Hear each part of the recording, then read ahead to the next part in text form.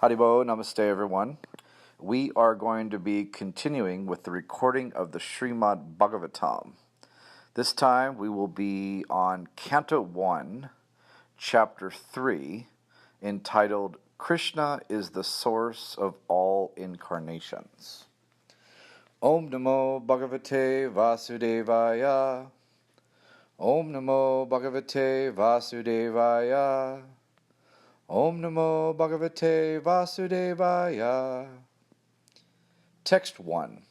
Sutta said, in the beginning of the creation, the Lord first expanded himself in the universal form of the Purusha incarnation and manifested all the ingredients for the material creation. And thus, at first, there was the creation of the 16 principles of material action. This was for the purpose of creating the material universe. Text 2. A part of the Purusha lies down within the water of the universe. From the navel lake of his body sprouts a lotus stem. And from the lotus flower atop this stem, Brahma, the master of all engineers in the universe, becomes manifest. Text 3. It is believed that all the universal planetary systems are situated on the extensive body of the Purusha, but he has nothing to do with the created material ingredients. His body is eternally in spiritual existence par excellence. Text 4. The devotees, with their perfect eyes, see the transcendental form of the Purusha, who has thousands of legs, thighs, arms, and faces, all extraordinary. In that body there are thousands of heads, ears, eyes, and noses. They are decorated with thousands of helmets and glowing earrings, and are adorned with garlands. Text 5. This form, the second manifestation of the Purusha, is the source and indestructible seed of multifarious incarnations within the universe. From the particles and portions of this form, different living entities like demigods, men, and others are created. First of all, in the beginning of creation, there were the 4 unmarried sons of Brahma, the Kumaras, who, being situated in a vow of celibacy, underwent severe austerities for realization of the absolute truth. Text 7. The supreme enjoyer of all sacrifices accepted the incarnation of a boar, the second incarnation, and for the welfare of the earth he lifted the earth from the nether regions of the universe. Text 8. In the millennium of the Rishis, the personality of Godhead accepted the third empowered incarnation in the form of Devarsa Narada, who is a great sage among the demigods. He collected expositions of the Vedas, which deal with devotional service and which inspire non-fruitive action. Text 9. In the fourth incarnation, the Lord became Nara and Narayan, the twin sons of the wife of King Dharma. Thus he undertook severe and exemplary penances to control the senses. Text 10. The fifth incarnation, named Lord Kapila, is foremost among perfected beings. He gave an exposition of the creative elements and metaphysics to Asuri Brahmana, for in course of time this knowledge had been lost. Text 11. The sixth incarnation of the Purusha was the son of the sage Atri. He was born from the womb of Anasuya, who prayed for an incarnation. He spoke on the subject of transcendence to Alarka, Prahlad, and others like Yadu, Hahaya, etc. Text 12. The seventh incarnation was Yajna, the son of Prajapati Ruchi and his wife Akuti. He controlled the period during the change of the Swayambhuva Manu and was assisted by demigods such as his son Yama. Text 13. The 8th incarnation was King Rishabha, son of King Nabhi and his wife Merudevi. In this incarnation, the Lord showed the path of perfection, which is followed by those who have fully controlled their senses and who are honored by all orders of life. Text 14. O Brahmanas, in the 9th incarnation, the Lord, prayed for by sages, accepted the body of a king, Prithu, who cultivated the land to yield various produces, and for that reason the earth was beautiful and attractive. Text 15. When there was a complete inundation after the period of the Chaksusha Manu, and the whole world was deep within water, the Lord accepted the form of a fish and protected Vaivashvata Manu, keeping him up on a boat. Text 16. The 11th incarnation of the Lord took the form of a tortoise, whose shell served as a pivot for the Mandarchala hill, which was being used as a churning rod by the theists and atheists of the universe. Text 17. In the 12th incarnation, the Lord appeared as Dhanvantari, and in the 13th, he allured the atheists by the charming beauty of a woman and gave nectar to the demigods to drink. Text 18. In the 14th incarnation, the Lord appeared as Nrsimha and bifurcated the strong body of the atheist Hiranyakashipu with his nails, just as a carpenter pierces cane. Text 19. In the 15th incarnation, the Lord assumed the form of a dwarf Brahmana, known as Vamana, and visited the arena of sacrifice arranged by Maharaj Bali. Although at heart he was willing to regain the kingdom of the 3 planetary systems, he simply asked for a donation of 3 steps of land. Text 20. In the 16th incarnation of the Godhead, the Lord, as Bhurgupati, annihilated the administrative class known as the Kshatriyas 21 times, being angry with them because of their rebellion against the Brahmanas, or the intelligent class. Text 21. Thereafter, in the 17th incarnation of Godhead, Sri Vyasadeva appeared in the womb of Satyavati through Parasara Muni, and he divided the one Veda into several branches and sub-branches, seeing that the people in general were less intelligent. Text 22.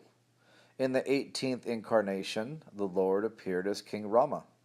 In order to perform some pleasing work for the demigods, he exhibited superhuman powers by controlling the Indian Ocean and then killing the atheist King Ravana, who was on the other side of the sea. Text 23.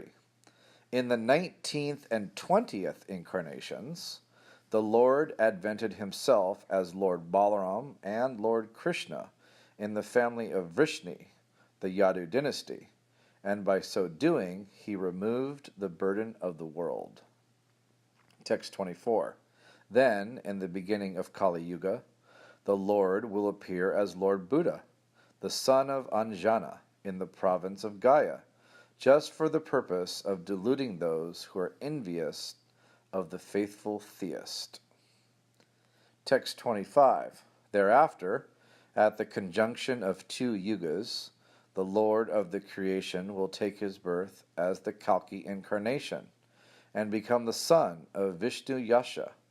At this time, the rulers of the earth will have degenerated into plunderers. Text 26. O Brahmanas, the incarnations of the Lord are innumerable, like rivulets flowing from inexhaustible sources of water. Text 27.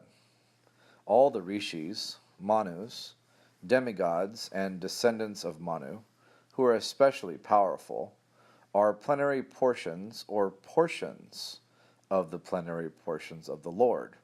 This also includes the Prajapatis. Text 28. All of the above-mentioned incarnations are either plenary portions or portions of the plenary portions of the Lord. But Lord Sri Krishna is the original personality of Godhead. All of them appear on planets whenever there is a disturbance created by the atheists. The Lord incarnates to protect the theists. Text 29. Whoever carefully recites the mysterious appearances of the Lord with devotion in the morning and in the evening gets relief from all miseries of life. Text 30. The conception of the Virat universal form of the Lord as appearing in the material world is imaginary. It is to enable the less intelligent and the neophytes to adjust to the idea of the Lord's having form, but factually the Lord has no material form. Text 31. Clouds and dust are carried by the air, but less intelligent persons say that the sky is cloudy and the air is dirty. Similarly, they also implant material bodily conceptions on the spirit self. Text 32. Beyond this gross conception of form is another subtle conception of form, which is without formal shape and is unseen, unheard, and unmanifest. The living being has his form beyond this subtlety. Otherwise, he could not have repeated births. Text 33.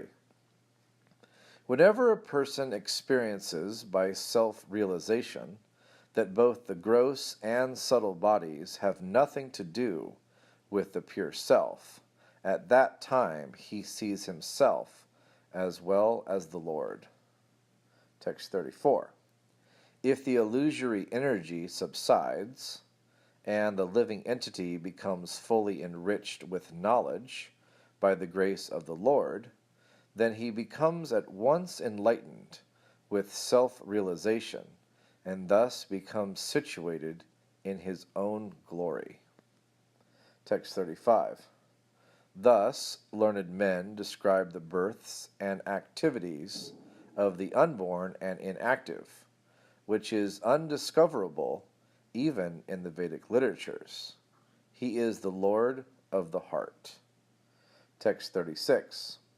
The Lord, whose activities are always spotless, is the master of the six senses, and is fully omnipotent with six opulences.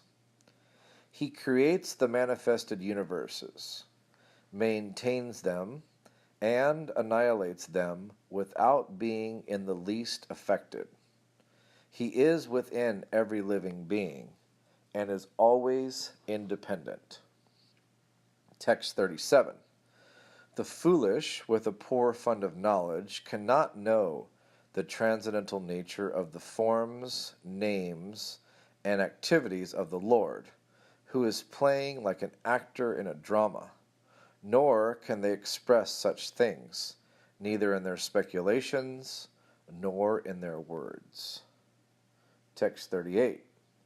Only those who render unreserved, uninterrupted, favorable service unto the lotus feet of Lord Krishna, who carries the wheel of the chariot in his hand, can know the Creator of the universe in his full glory, power, and transcendence.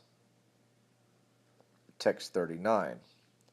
Only by making such inquiries in this world can one be successful and perfectly cognizant, for such inquiries invoke transcendental ecstatic love unto the personality of Godhead, who is the proprietor of all the universes, and guarantee cent per cent immunity from the dreadful repetition of birth and death. Text 40. This Srimad Bhagavatam is the literary incarnation of God, and it is compiled by Srila Vyasadeva, the incarnation of God. It is meant for the ultimate good of all people, and it is all successful, all blissful, and all perfect. Text 41. Srila Vyasadeva delivered it to his son, who is the most respected among the self-realized, after extracting the cream of all Vedic literatures and histories of the universe. Text 42.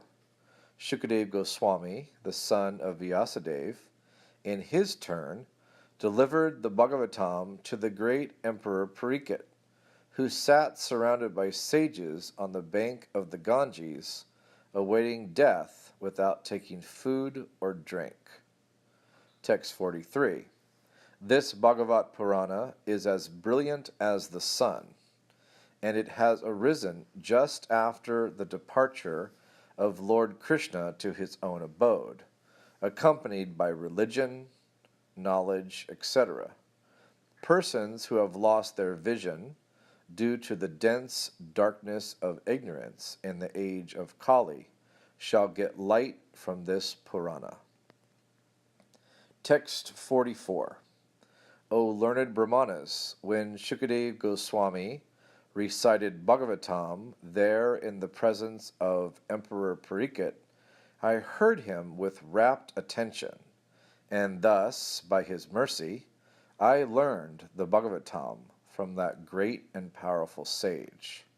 Now I shall try to make you hear the very same thing as I learned it from him and as I have realized it. Thus ends the Srimad Bhagavatam Canto 1, Chapter 3. Haribol Namaste.